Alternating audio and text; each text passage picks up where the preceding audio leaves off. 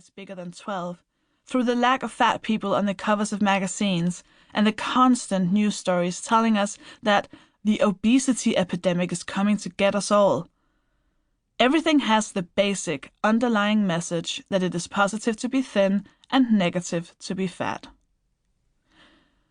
Of course, if a woman is thin, she will be wrong in other ways. She will be too thin, not the right shape of thin, not the right height, not have a large enough gap between her thighs.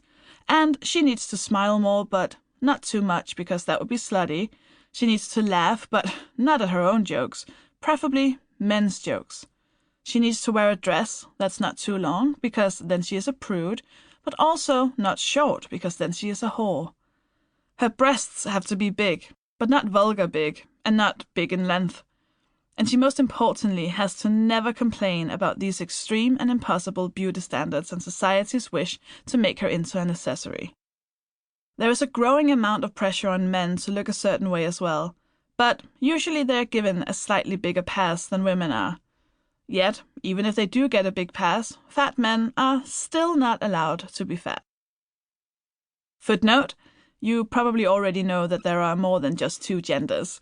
There are people who are transgender, meaning that when they were born, based on their genitals, people assumed that they were the wrong gender. Agender people, people who do not identify with any gender.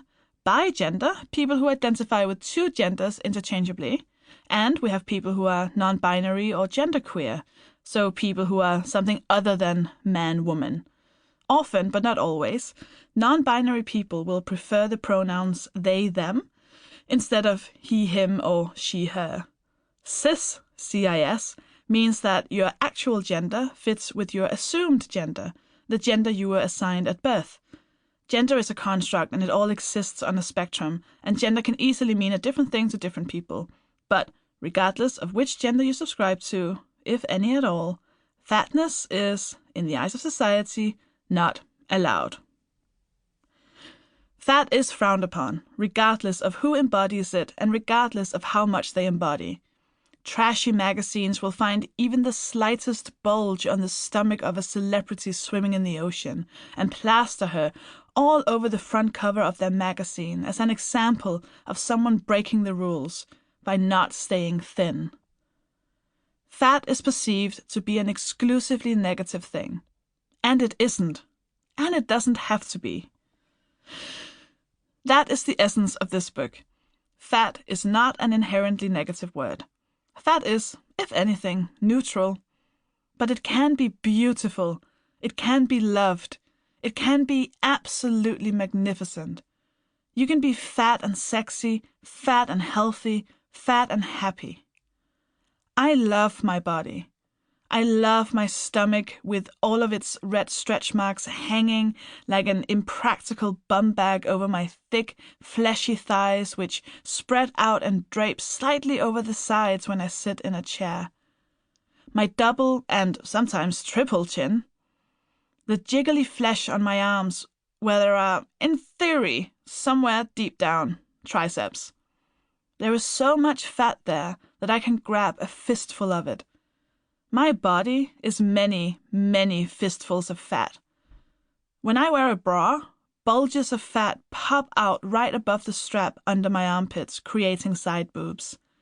My cheeks are thick, so thick that when I smile, they almost cover my eyes completely. I smile a lot. I would tell you how much I weigh, but I don't know. I stopped weighing myself years ago. I have never been thin, and I will never be thin. I am a fat person, and I love my body. I feel lucky to be able to say that. It has never come easy. It has taken a lot of work and a lot of time to get here. I often meet people who are incredibly puzzled that I can love this body.